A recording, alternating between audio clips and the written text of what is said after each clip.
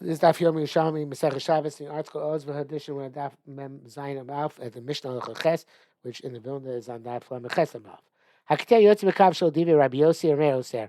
A person who is an amputee who has a prosthetic leg, he can go out with that prosthetic leg on Shabbos because Rabbi Yossi Amei asks it because he might come to take it off and carry it.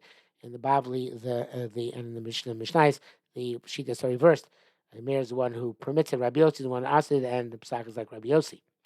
If this prosthetic leg has, which is usually just a piece of wood, so therefore a plain piece of wood is not makabel tuma, unless it has a receptacle. It's a receptacle to which you put a piece of fabric, the cushion, the stump, so then it's makabel tuma. Smucha shalo. Now this is a story about a person who is a double amputee. He has smuchos, which are kind of like wooden receptacles that he puts at the end of his stumps. So it's made medrash, since he uses them in order to propel himself. So they're tamei medrash. If he's zav, the tamei medrash of zav, that which the zav steps on is tamei. V'yotzim ben b'Shabbos, but since they're kind of like shoes, they're like a garment. You can wear them out on Shabbos. We're not concerned he's going to take them off. You can go them into the Azara. They're not considered to be shoes for the purpose of not going to Azara because they're not at the end of his feet.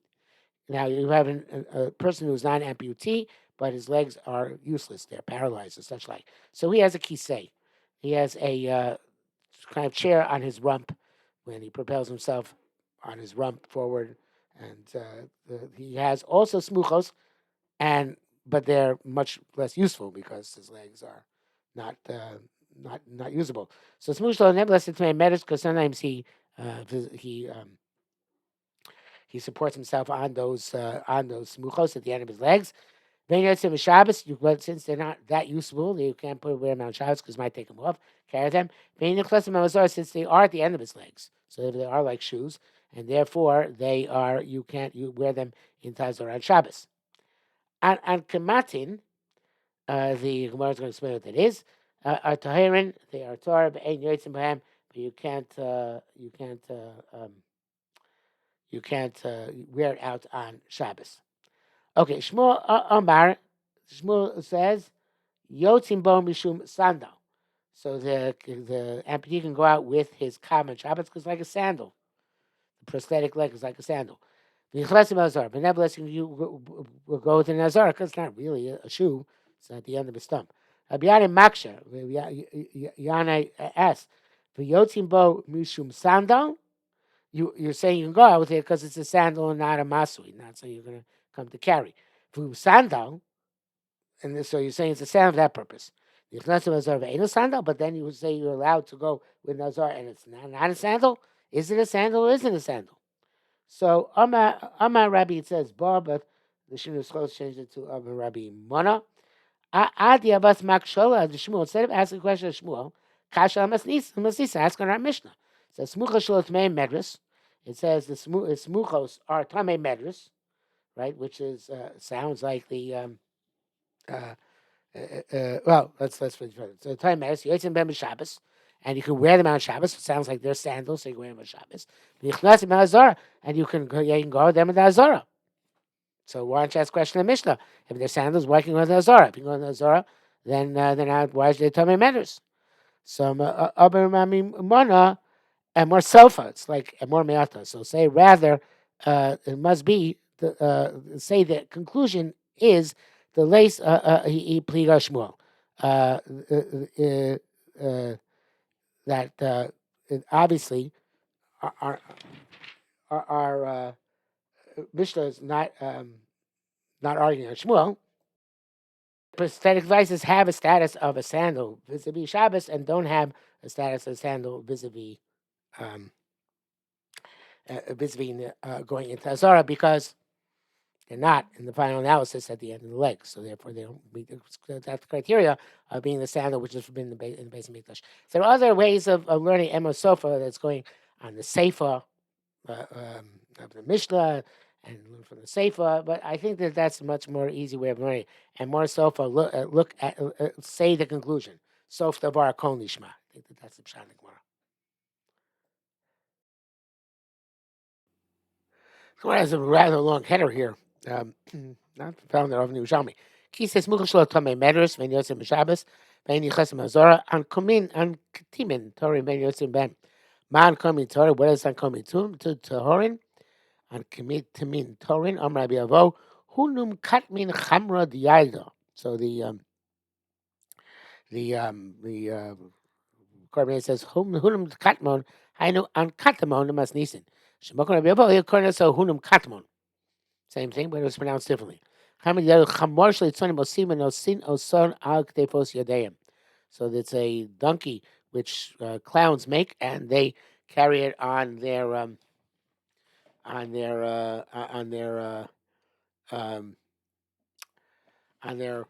on their arms. So I assume that it's like they go down like this, and they go like this with the four legs of the donkey, and as if it's the four legs of the donkey, and it's not like, even though it goes on the ground, it's not considered to be like a shoe. But of course, you could. So theoretically, you could be. They're they're, uh, they're not really a keli, and probably chasem bazara. But you can't obviously go out with them on Shabbos, even to make this clown performance. Play Moshe Mishnah had brought down that it's kind of a mask. They meant it's not a keli of any sort. I'm not sure what I guess since even though it's a mask and somehow it adheres to the face, nevertheless can't take it out. Should wear it on Shabbos because it's you might come to take it off. Okay, next Mishnah. Habanim yotzim b'ksharim. Children can go out with ksharim with knots. Name what the more is going to explain. Name lachem bezugim, and sons of king could go with. The says the golden bells as adornments. Any person do this. Said who normally does it. The Bnei Melachim. You can go out with the egg of a chargol.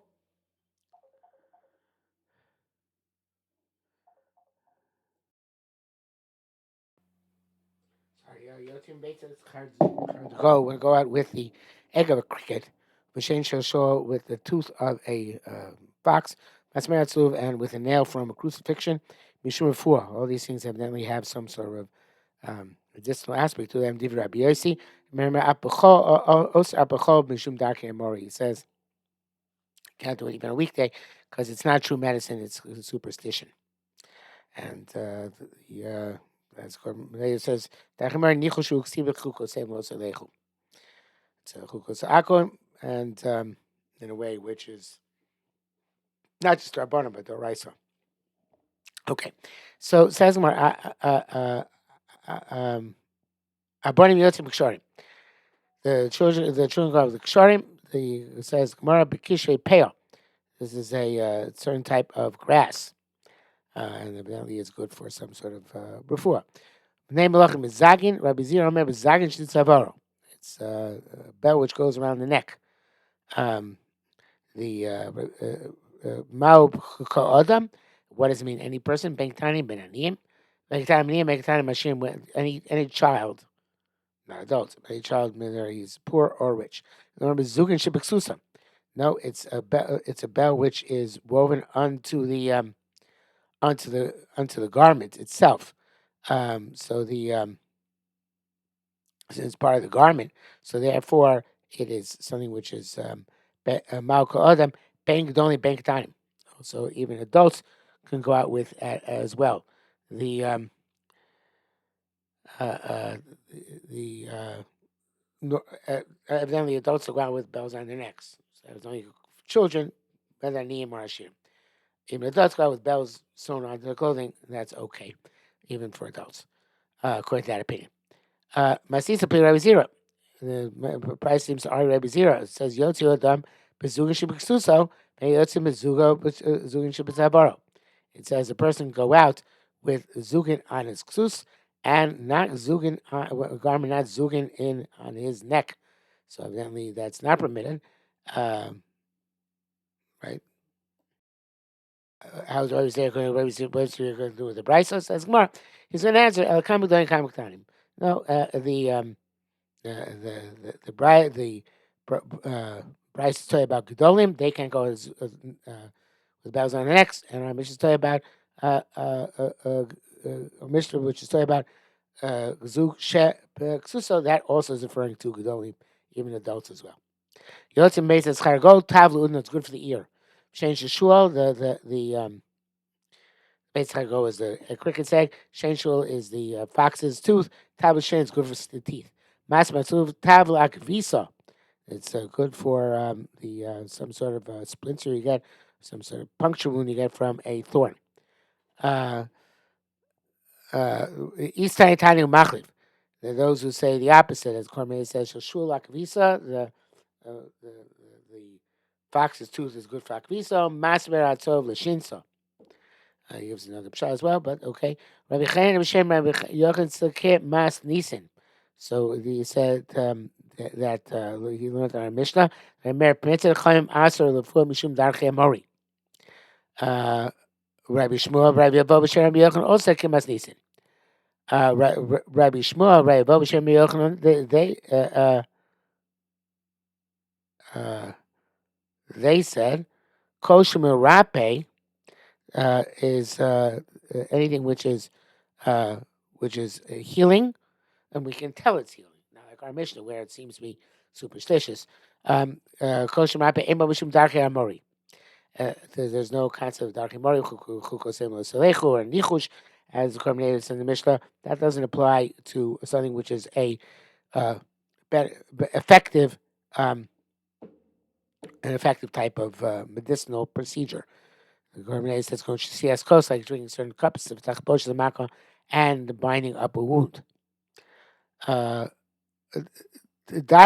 the rigvas mishum darke amori. So the Cormier says darge the rigvos she'elam malos sefta gis omer dagon karon, some sort of incantation. It says darke amori. So some sort of incantation. Darge the rigvas has darke amori aspect to it. Prefers this girsa. The sefta girsa omer dagon karon. Because of the next line in the Gemara, because it says, "Rabbi Yehuda Omer Mishum Dagon Avodah Zarah." It's words Avodah Zarah. So it's because we see in Shmuel test when the Aron was brought to the Plishtim and it was put in the house of Dagon, the Avodah Zarah. That in the morning the statue of Dagon was broken. Rosh Dagon v'shteka pas Yodav, and the head of Dagon and the two hands were on the threshold of the doorway. Threshold of the temple. Donu Dani, Mishum Darche Mori. Donu Dani, which the Carbonated says, Chavios, sees the barrels, as with Darche Mori. So it's not Donu Dini, judgment, Donu Dani, barrel the barrels. The Rabbi Yehuda Mishum Don Akum. No, it's worse, because Don is a shame Avodah Zarah. Varmuchel hechadon. It's a reference. Possible references Avodah Zarah. It's called Don. Lav mishum darchei mori. So Bnei Moshe Karban says she'eno sa'adav sheshoni menu. He's I don't want to do something which you're asking me to do. Va'irish shomer ken afilu she'en sholim mavtar. It's when you say lav, even they're not pleading with you. You still say lav. So that's darchei mori. Behuda Omer Mishum Avodah Zarah. There's Avodah Zarah aspect to it because it says Vayomru Lo'el Sumri Menu B'das Rachecha Lo Chafatznu. The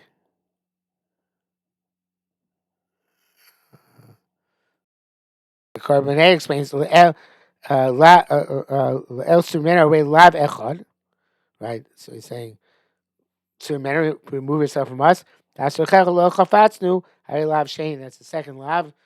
The negative, and evidently this is what the Jews said when they were rejecting Kosh Baruch Hu Chmul Islam for Avodah Zarah. The Yerushalmi Shabbos brings down here the payers from the Reb Nachum Kasher in Torah Shlema. The Yerushalmi is in the pasuk where it says Lo El, it's like Lo Al. So it says in Eretz Yisrael they used to write the word Lo as a contraction of the word afterwards. Like we have Mishnah and Nedarim, lachulin means lo chulin.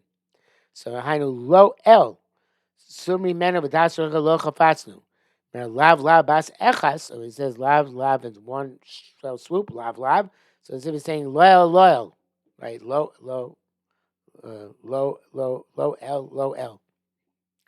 So it's saying the form of a Bodhazara, not God, not God. Saying that effect.